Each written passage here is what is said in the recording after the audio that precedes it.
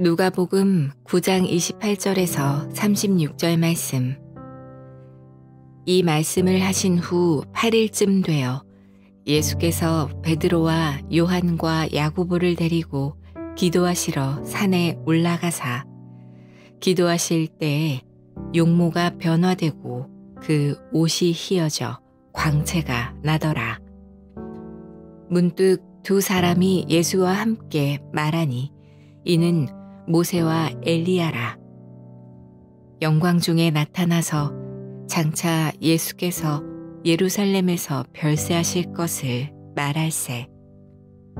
베드로와 및 함께 있는 자들이 깊이 졸다가 온전히 깨어나 예수의 영광과 및 함께 선 두 사람을 보더니 두 사람이 떠날 때에 베드로가 예수께 여짜오되 주여 우리가 여기 있는 것이 좋사오니 우리가 초막 셋을 짓되 하나는 주를 위하여 하나는 모세를 위하여 하나는 엘리야를 위하여 하사이다 하되 자기가 하는 말을 자기도 알지 못하더라.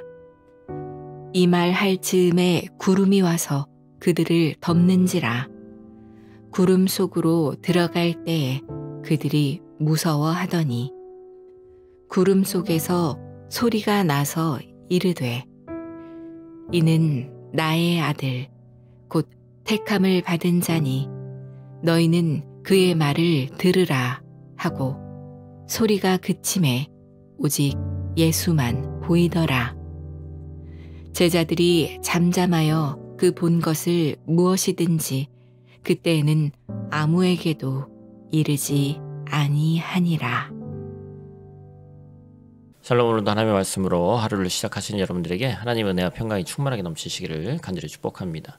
2025년 11월 7일 금요일 오늘 본문 말씀 누가복음 9장 28절에서 36절 말씀을 가지고 오직 예수라는 제목을 함께 말씀 나누겠습니다. 앞선 본문에서 예수님이 공생의 기간 처음으로 죽음과 부활을 설명하셨다고 했습니다. 그리고 참된 제자의 길을 설명하시면서 한 가지를 약속했는데 여기 있는 사람 중에 죽기 전에 하나님 나라를 볼 자가 있다. 이 말을 기억한 1세대 신앙인들은 쉽게 재림을 떠올렸겠죠. 문제는 죽기 전에 하나님 나라를 본다는 말이 무엇인가라는 것이죠. 이 말씀을 마친 후에 많은 시간이 또 흘렀고 본문의 사건은 이 질문에 대한 답을 제공하는 거예요. 오늘 본문은 이 변화산 사건이라고 하는데 이 변화산 사건은 순환 예고 이후에 하나님 나라가 어떻게 되는 것인가에 대한 좀 어려운 신학적인 물음에 답을 제공하는 본문입니다.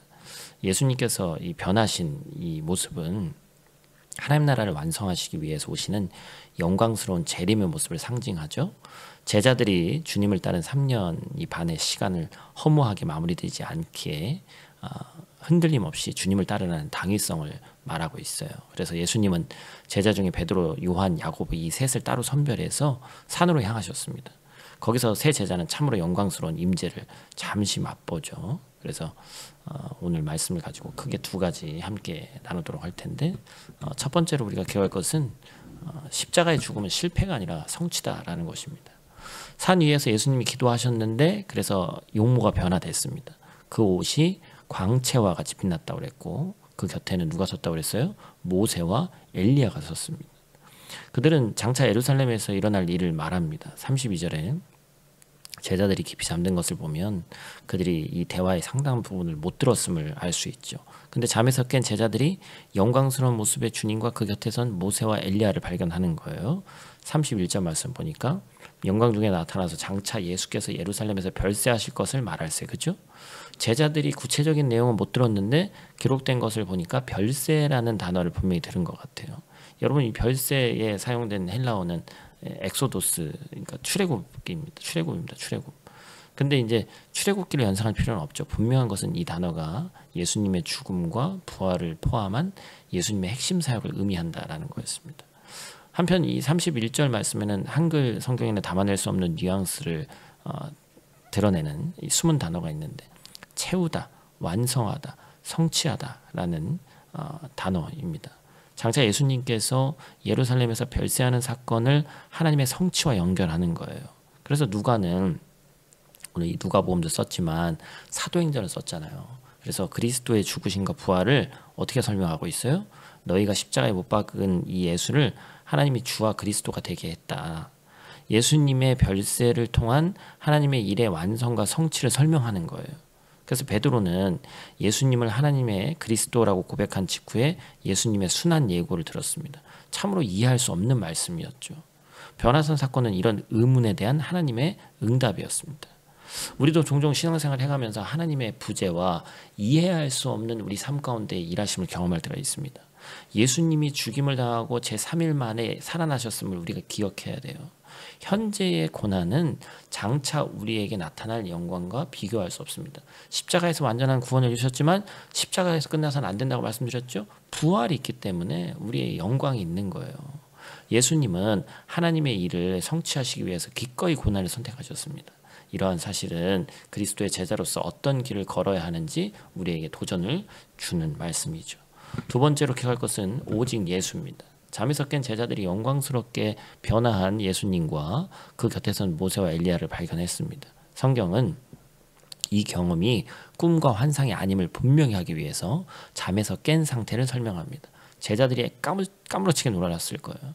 성경에서 읽었던 모세와 엘리야가 우리 눈앞에 있다고 여러분 상상해 보십시오. 베드로의 반응이 이해가 되죠? 33절 말씀. 우리가 여기 있는 것이 좋사오니 우리가 초막셋을 쥐때 하나는 주를 위하여 하나는 모세를 위하여 하나는 엘리야를 위하여 하사이다. 베드로가 이 자신이 무슨 말을 하고 있는지도 모른 채 행복에 취해 있습니다. 제자들은 잠시 동안 하나님 나라를 맛보기만 했음에도 불구하고 그 영광과 아름다움에 매료됐어요. 그래서 바울도 사명만 아니라면 당장이라도 세상을 떠나 천국 가고 싶다고 얘기했죠. 그렇죠? 저 천성 본향을 사모하는 마음은 모든 그리스도인들이 품어야 될 마음입니다. 그러나 이 행복에 취해 베드로는 엄청난 실수를 저지르죠. 뭐죠?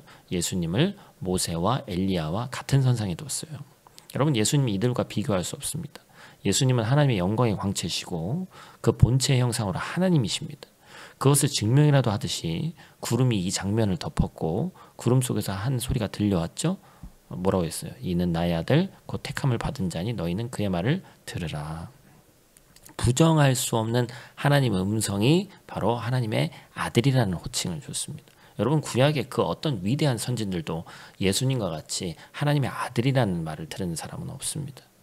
우리는 종종 내가 좋아하고 존경하는 어떤 성경 이 교사가 있을 때 그의 말을 성경 진리보다 우위에 두려는 유혹을 받습니다. 여러분, 목사도 아무리 뛰어난 목사도 설교하다 실수합니다. 잘못된 해석을 말하는 실수를 할 때도 있어요. 그렇기 때문에 존경을 넘어서 무조건적인 순종을 할 때가 있는데 사이비 종교에 빠진 사람들의 심리가 그렇죠. 하지만 우리 신앙의 유일한 기준은 오직 주님의 말씀, 오직 예수 그리스도여야 합니다. 어떤 위대한 성경교사를 할지라도 그리스도의 말씀인 성경의 거울 앞에 평가받아야 돼요. 여러분, 사람은 틀릴 수 있습니다. 그러나 주님은 무조건 맞습니다. 본문은 우리에게 오직 예수님의 영광만을 보도록 안내하는 겁니다. 이 유명한 사건의 장소가 변화산이라고 얘기해서 어느 장소인지 우리가 정확히 몰라요. 왜 그렇습니까? 만약 이 산의 정체가 드러날 경우에 전 세계 사람들이 이 산을 특별한 산을 여기고 또 성지로 여겼겠죠. 그 옛날 모세가 불뱀에 물렸던 자를 고치기 위해서 장대 높이 세운 놋뱀처럼 긴 시간이 흘렀지만 여전히 그 놋뱀 형상을 우상화하는 느후수단이라고 하는 그 이름으로 섬겼던 것. 그렇죠? 하나님은 이 산을 가리시고 오직 주님의 영광만을 나타내고 있습니다. 또 32절에 제자들이 목격한 장면을 분명히 묘사하죠. 예수의 영광과 및 함께 선 두 사람. 그러니까 이 성경에 분명히 이 영광은 예수님의 영광이에요. 그렇죠? 더욱이 36절을 보면 위대한 모세와 엘리야를 가리시고 오직 예수만 보이더라라고 얘기를 합니다.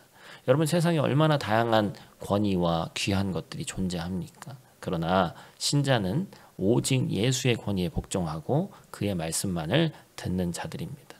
변화산 사건을 통해서 모든 것 위에 뛰어나신 예수 그리스도를 발견하시길 바라요.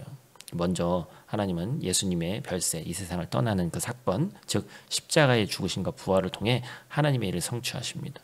또한 두 번째로 그 어떤 위대한 이름도 예수님과 같이 될 수는 없습니다. 오직 예수님입니다. 신자는 예수님만으로 충만하고 만족합니다. 새 제자가 목격했던 하나님 나라의 아름다움의 근원은 그곳에 계신 예수님의 영광이었어요. 제자들이 매료된 그 하나님 나라의 영광을 우리도 맛보는 하루 되시길 바랍니다. 주님과 동행할 때 하나님 나라를 충분히 맛볼 수 있을 줄로 믿습니다. 오늘 말씀을 가지고 실천하길 원하는 것은 영광의 순간보다 순종의 걸음을 선택해라 라는 것입니다. 베드로는 감을 잘못 잡고 예수님을 이 모세와 엘리야 동일선상에 놓고 영광의 산에 머물고 싶어 했지만 예수님은 그 길이 끝이 아니었죠. 고난당하는 십자가의 길로 내려오셨습니다. 여러분, 신앙은 좋은 자리, 형통하는, 그리고 무엇인가 잘 풀리는 자리에만 머무는 것이 아니라 하나님이 보내시는 자리로 가는 거예요. 그 자리가 불편할 수도 있고 어려울 수도 있습니다. 그러나 주님의 이름으로 가는 겁니다. 그렇기 때문에 오늘 내가 가야 할 자리, 주님이 원하시는 자리로 한 걸음 나아가시는, 또한 그 자리에서 승리하는 저 여러분들 되시기를 간절히 축복합니다. 우리 다 같이 있는 자리에서 함께 기도하고 마치도록 하겠습니다. 사랑의 아버지 하나님, 오늘 아침 우리를 다시 깨워주셔서 주의 말씀 앞에 서게 하시니 감사를 드립니다. 우리의 눈이 사람에게서 떠나 주님께로만 향하기를 원합니다. 우리의 귀가 세상의 소리에 묻히지 않고 주님의 말씀을 들으라 하신 주님의 음성에 더욱더 집중하는 삶 되게 하여 주시옵소서. 우리의 삶 속에서 고난이 실패가 아니라 하나님의 성취의 과정임을 믿습니다. 오늘 우리가 걷는 길이 좁고 힘들지라도 주님이 이미 그 길을 걸어가셨음을 기억하게 하여 주시옵소서. 변화산의 영광을 본 제자들이 산 아래의 현실로 내려갔고 주님께서도 십자가의 길을 걸으셨던 것처럼 우리도 삶의 터전에서 이 은혜를 가지고 일터와 가정으로 나아가게 하시고 오직 예수만을 증거하는 빛의 자녀들 되게 하여 주시옵소서. 오늘 우리의 말과 행동, 계획과 생각이 모두 예수 그리스도의 영광을 드러내는 자들 되게 하여 주시옵소서. 예수님 귀하신 이름으로 기도드립니다. 아멘.